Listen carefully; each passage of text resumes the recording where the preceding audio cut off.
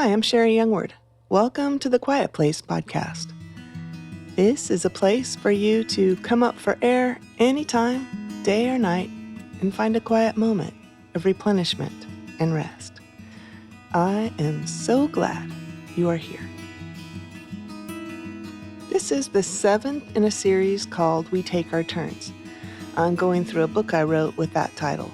Sometimes I'll read word for word, and oftentimes, add a backstory or extended thoughts.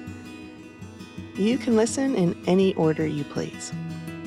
Also, if you'd like to hear about upcoming gatherings, new music, and online women's events, which I offer once a month, please join my email list. Also, if you would like to help support this podcast through a one-time gift or through the gift exchange, which is a monthly support option where I in turn send you a monthly gift, thank you so much. You can do all these things at sherryyoungward.com. Thanks again. This episode is dedicated to Gina C. Psalm 23, verse 6. Surely goodness and mercy shall follow me all the days of my life. Follow here means to run after, hunt, pursue. Every day of life, yesterday, tomorrow, forever, and right this minute, God's goodness and mercy runs after us. Goodness and mercy pursue us all the days of our life. Can you think back on a trying time and see where God's goodness and mercy pursued you? I know some of your stories. Those of you listening right now, many of you have ongoing trials. The thing is, I also know and have heard how the Lord, your shepherd, finds you in the trials. In my real-time life right now, I'm living off God's goodness and mercy to me. I've been in a health trial. It's a long story, but it's been going on for years. You may not know this about me, but I can be stubborn. I mean like feet in cement. I'm not moving, stubborn. I don't always realize I'm being stubborn. It's just something gets stuck in my head and I don't see around it. Have you ever had a stubborn lid on a jar and you try and your hands turn all red and the jar lid lines are embedded in your palm, but the lid doesn't budge? Then you hand it to someone and they smack the bottom in such a way or use a knife, and there's this satisfying sort of pop. The air seal breaks and off comes the lid. God has helped me to do things I didn't want to do and didn't think I could do, all by His goodness and mercy. Sometimes I'm shut up so tight, even though I want to be open. His goodness and mercy have a way of breaking the air seal, and finally I see and accept a different way. I've gone back and forth whether to share this very recent story of how God's goodness, mercy, and humor got my stubborn self to move. Well, here we go. I have had a certain health issue going on for around 3 years. I've had tests and procedures and nothing has identified the problem. Well, symptoms got worse and there's nothing I can do to soothe it. I had talked to a friend of mine on a Wednesday and she suggested I might consider going to the ER. There they could run a bunch of tests all at once and maybe shed some light on what the issue is. I didn't say much, but in my mind I thought, I don't think so. I've already done the tests and it'll cost too much money and they won't find anything, blah, blah. This was all in my head. Even when my mouth is quiet, my brain is a very busy place. Friday rolled around, and the pain is really bad. I remembered my doctor had ordered a CT scan, and so I thought, okay, I'll start there.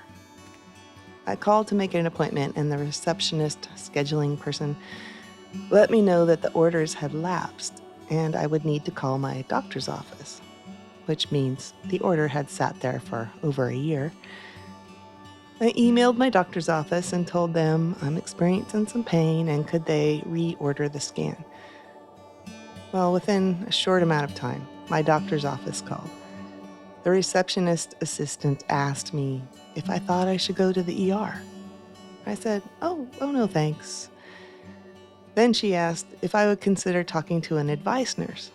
Fine, I said, feet squarely in cement. Okay, stay on the line and I'll put you through. So the advice nurse joins the call and asks me a few questions in the sweetest Southern accent.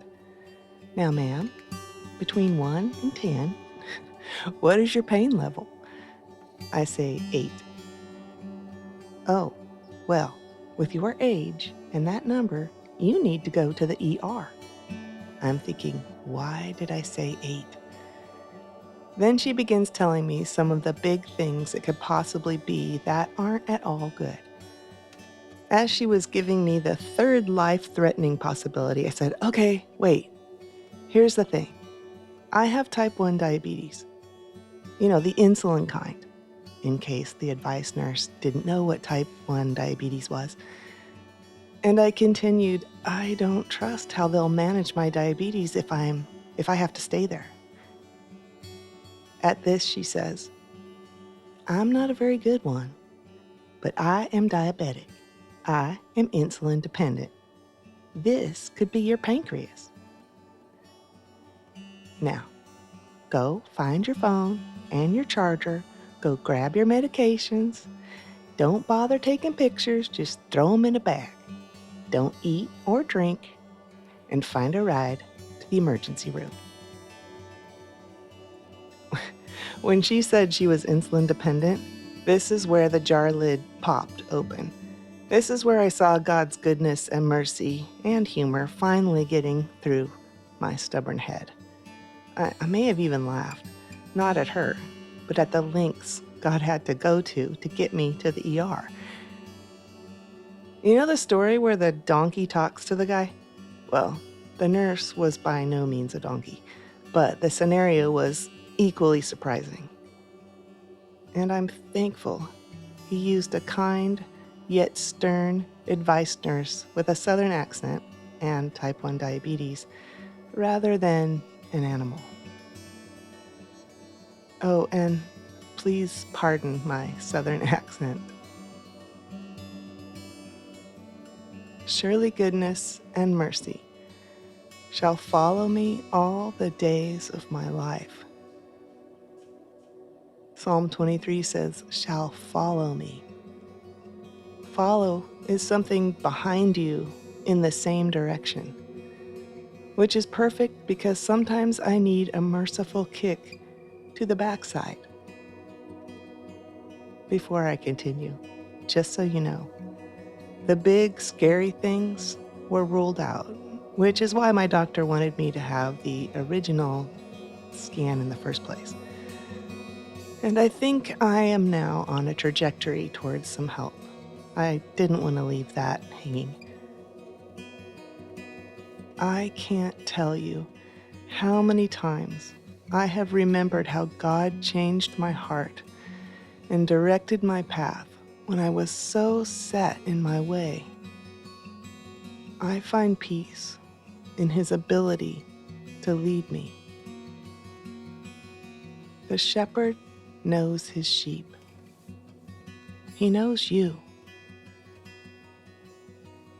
Here's the thing. I have more peace from witnessing the guidance of God in spite of me than I do from all the test results. I realize some of you may not have had the scary things ruled out, or maybe you know someone with a huge and hard diagnosis. All the more, may God's goodness and mercy be seen in the midst.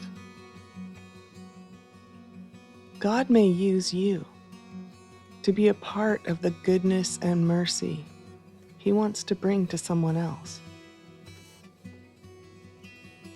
Talking to my sister on the phone, text messages, prayers, and an eye-opening conversation with a friend, I see God's goodness and mercy toward me. And more than ever, I see the value in looking for those mercies.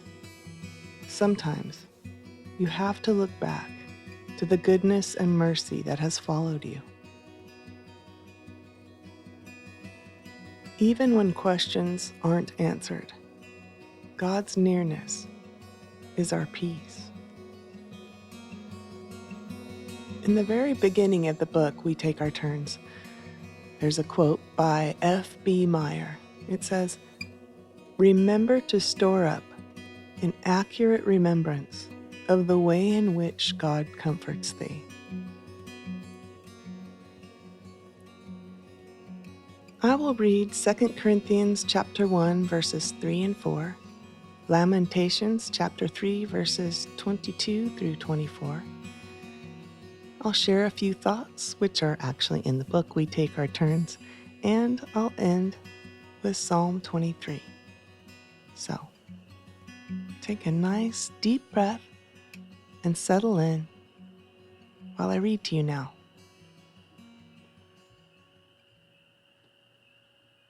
Blessed be the God and Father of our Lord Jesus Christ, the Father of mercies and God of all comfort, who comforts us in all our affliction, so that we may be able to comfort those who are in any affliction, with the comfort with which we ourselves are comforted by God.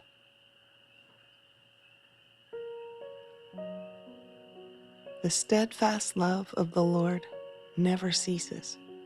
His mercies never come to an end. They are new every morning.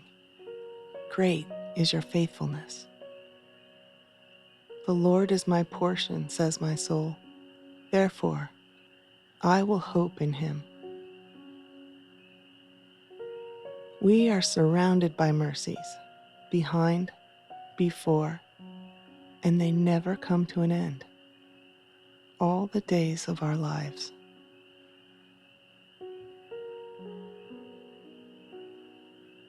The Lord is my shepherd, I shall not want. He makes me lie down in green pastures. He leads me beside still waters. He restores my soul. He leads me in the paths of righteousness for his name's sake. Even though I walk through the valley of the shadow of death, I will fear no evil, for you are with me. Your rod and your staff, they comfort me. You prepare a table before me in the presence of my enemies. You anoint my head with oil. My cup overflows. Surely goodness and mercy shall follow me all the days of my life, and I shall dwell in the house of the Lord forever.